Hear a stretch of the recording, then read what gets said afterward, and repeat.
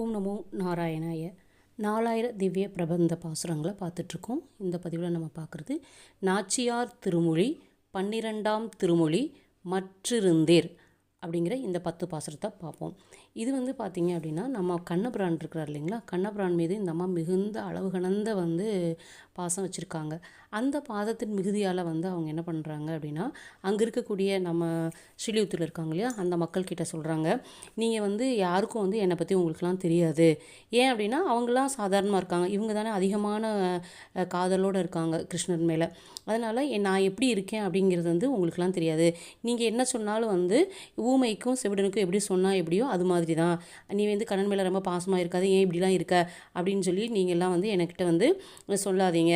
நீங்கள் சொன்னீங்கன்னா எனக்கு என்ன ஆகாது, எனக்கு கேட்கவே கேட்காது அப்படின்னு சொல்லிட்டு, அதாவது உடல் வருந்தி பெற்ற தன்னுடைய தேவகி அம்மாவை விட்டுட்டு வெண்ணூறு தாயாகிய யசோதையிட்ட போய் வளர்ந்தவரும் மல்யுத்த பூமியிலே மல்லர்கள் சேரக்கூடிய முன்னாடியே இவர் போயிடுவாராம்.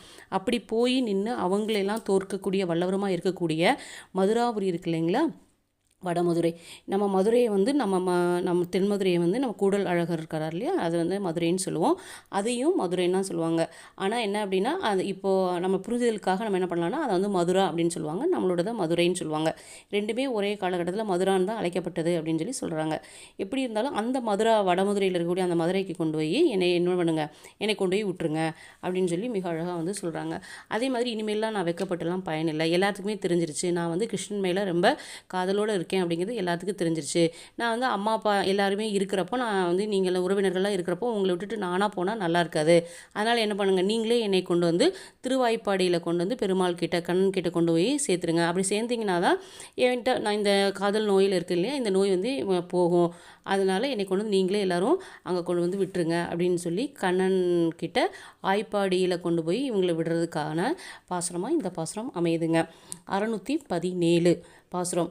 மற்று இருந்தீர்கட்கு அறியலாகா மாதவன் என்பது ஓர் அன்பு தன்னை உற்று இருந்தேனுக்கு உரைப்பது எல்லாம் ஊமையரோடு செவிடர் வார்த்தை பெற்று இருந்தாளை ஒளியவே போய் பேர்த்து ஒரு தாய் இல் வளர்ந்த நம்பி பொருந்தாமல் களம் அடைந்த மதுரை புறத்து என்னை உய்த்திடுமின்.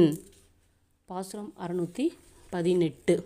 நாணி இனி ஓர் கருமம் இல்லை நாள் அயலாரும் அறிந்தொழிந்தார் பாணியாது என்னை மருந்து செய்து பண்டு ஆக்க உறுதிராகில் மாணி உருவாய் உலகளந்த மாயனை காணில் தலைமறியும் ஆணையால் நீர் என்னை காக்க வேண்டில் ஆய்ப்பாடிக்கே என்னை உய்த்திடுமின்.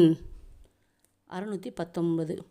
தந்தையும் தாயும் உற்றாரும் நிற்க தனிவழி போயினால் என்னும் சொல்லு வந்த பின்னை பழி காப்பு அரிது மாயவன் உருக்காட்டுகின்றான் கொந்தளம் ஆக்கி பறக்களித்து குறும்பு செய்வான் ஓர் மகனை பெற்ற நந்தகோபாலன் கடைத்தலைக்கே நல் இருட்கண் என்னை உய்த்திடுமின்.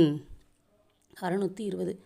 அங்கை தளத்திடை ஆளிகொண்டான் அவன் முகத்து அன்றி விழியேன் என்று செங்கச்சு கொண்டு கண் ஆடை ஆர்த்து சிறு மானிடவரை காணில் நானும் கொங்கைத்தலம் இவை நோக்கி காணீர் கோவிந்தனுக்கு அல்லால் வாயில் போகா இங்குத்தை வாழ்வை ஒளியவே போய் யமுனை கரைக்கு என்னை உய்த்திடுமின்.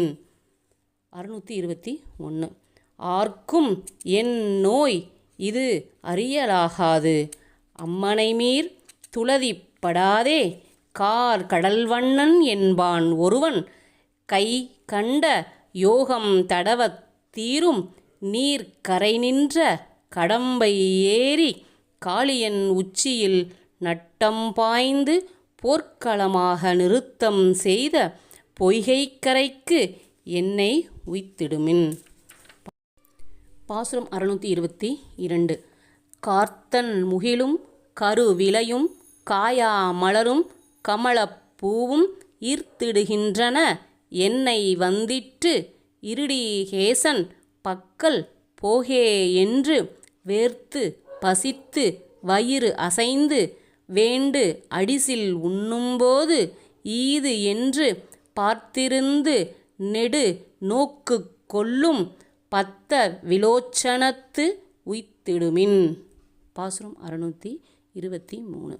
வண்ணம் திரிவும் மனம் குலைவும் மானம் இலாமையும் வாய் வெளுப்பும் உண்ணலுறாமையும் உள் மெலிவும் ஓத நீர்வண்ணன் என்பான் ஒருவன் தன்னன் துழாய் என்னும் மாலை கொண்டு சூட்டத் தனியும் பிளம்பன் தன்னை பண் அழிய பலதேவன் வென்ற பாண்டிவடத்து என்னை உய்த்திடுமின். பாசுரம் 624.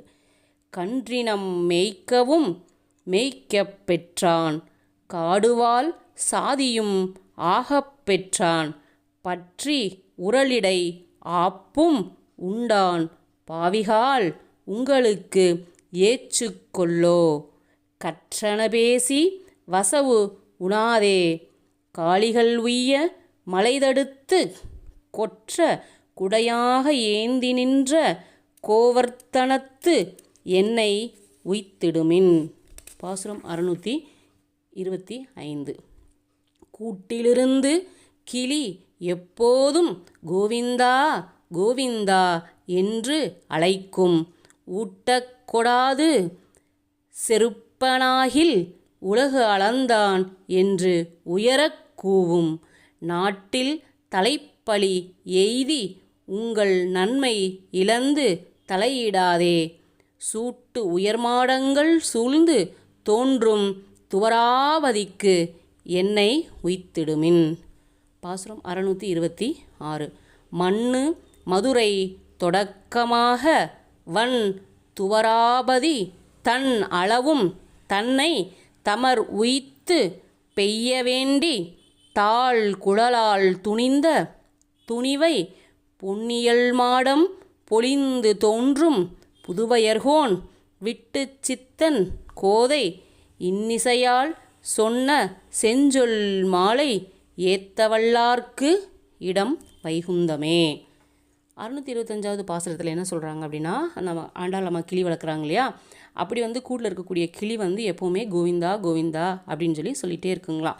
அதுக்கு உணவு கொடுக்கல அப்படின்னா அது ரொம்ப கஷ்டமாக இருக்கும் இல்லையா. அப்போ என்ன பண்ணுமா, இன்னும் ரொம்ப கத்தி உலகளந்த பெருமாளே உலகளந்த பெருமாளே அப்படின்னு சொல்லி கத்தி கூவுங்களாம் பசிச்சிச்சுன்னா. அப்படி அந்த திருநாமங்கள் என்னோட காதில் விழும்போது எல்லாமே நான் பெருமாள் மேலே இருக்கக்கூடிய என்னோட அந்த அன்பு என்னவா இருக்கான், மிகவும் அதிகரிக்குதுங்களாம். அப்படி இந்த உலகத்தில் பெருத்த அபவாதத்தை சம்பாதித்து உங்களுடைய நல்ல பேர் எல்லாத்தையும் கெடுத்துக்கிட்டு நான் மட்டும் தனியாக அங்கே போனேன்னா எல்லோரும் என்ன சொல்லுவாங்க, இங்கே போயிட்டாங்க தனியாக போயிட்டாங்க அப்படின்னு சொல்லுவாங்க இல்லையா. அந்த மாதிரிலாம் இல்லாமல் தலைகவிழ்ந்து நான் எல்லாத்துக்கு முன்னாடி நின்றுட்டுருக்க நான் விரும்பலை.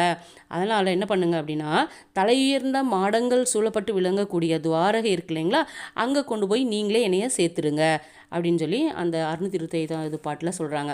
எப்பவும் போல் 626வது பாசுரத்தில் அவங்க என்ன பலன் சொல்கிறாங்க அப்படின்னா, இந்த தாழ்ந்த கூந்தலை உடையவளாக இருக்கக்கூடிய பொன்மயமான மாடங்கள் விளங்கி தோன்றும் ஸ்ரீவில்லிபுத்தூருக்கு தலைவராகிய பெரியாழ்வார்னுடைய திருமகளாக இருக்காங்க இல்லையா ஆண்டாள், அவங்க ஸ்ரீ மதுரை முதற்கொண்டு ஸ்ரீ துவார வரைக்கும் சில திவ்ய தேசங்களில் ஆண்டாள் ஆகின்ற தன்னை அவங்க திருத்துவாரகை ஆயர்பாடி அப்புறம் எல்லா ஊர்களையும் இந்த பாசுரங்களில் சொல்கிறாங்க இல்லையா.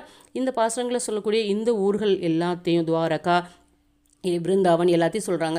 அந்த சொல்லக்கூடிய இந்த பாடல்களை யார் ஒருத்தவங்க இன்னிசையோடு பாடுறாங்களோ, இந்த அழகிய சொல் மாலை இருக்கு இல்லைங்களா, தமிழ் மாலை ஆகிய இந்த பாசுரங்களை யார் பாடுறாங்களோ அவங்க வாழக்கூடிய இடம் வைகுந்தம் அப்படின்னு சொல்கிறாங்க. அதாவது நம்ம எப்போவுமே வைகுந்தத்துக்கான பாசுரங்கள் ஒவ்வொரு மிக சிறப்பாக பார்த்துட்டே வருவோம். இப்போ ஆண்டாளம்மா இந்த பாசுரத்துலேயும் யார் ஒருத்தவங்க இந்த பாடல்களை படிக்கிறாங்களோ அவங்க கட்டாயம் பரமபதமாக இருக்கக்கூடிய நம்ம பெருமாள் வாழக்கூடிய வைகுந்தத்துக்கு போயிடுவாங்க அப்படின்னு அப்படின்னு சொல்லி சொல்கிறாங்க. அதனால் இந்த 10 பாசுரங்களும் மிகவும் முக்கியமான பாசுரங்கள். அவங்க வந்து மீத பாசுரங்கள் எல்லாத்தையும் பெருமாளை பற்றி சொல்லுவாங்க. அவர் மேலே எனக்கு அன்பாக இருக்கேன், எனக்கு ஒவ்வொருத்தவங்களையாக தூது விடுறாங்க. கடைசியில் யாருமே அவங்களுக்கு என்ன பண்ணலை, உதவி செய்யலை. அதனால் என்ன பண்ணுறாங்க, இப்போது நான் வந்து அவர் மேலே ரொம்ப ஆசையாக இருக்கேன், அவர் வந்து ரொம்ப அவரோட மிகுந்த காதலோடு இருக்கேன், அதனால் நான் வந்து யார்கிட்டையும் சொல்லாமல் கொள்ளாமல் ஓடி போயிட்டேன்னா என்ன பண்ணுவீங்க, எல்லோரும் என்னைய கேவலமாக பேசுவீங்க. அதனால் நான் என்ன பண்ணலை, அப்படிலாம் நான் போக விரும்பல, நீங்களே என்னை கொண்டு போய் பெருமாள் கிட்ட விட்டுருங்க, அந்த ஆயர்பாடியில் கொண்டு போய் என்னை விட்டுருங்க அப்படின்னு சொல்லி மிக அழகாக சொல்கிறாங்க. இந்த பாசுரங்களை நம்மளும் பிடிச்சு நம்மளுடைய பெருமாளுடைய திருவருளை பெறுவோம். ஆண்டாள் திருவடிகளே சரணம். ஓம் நமோ நாராயணாய.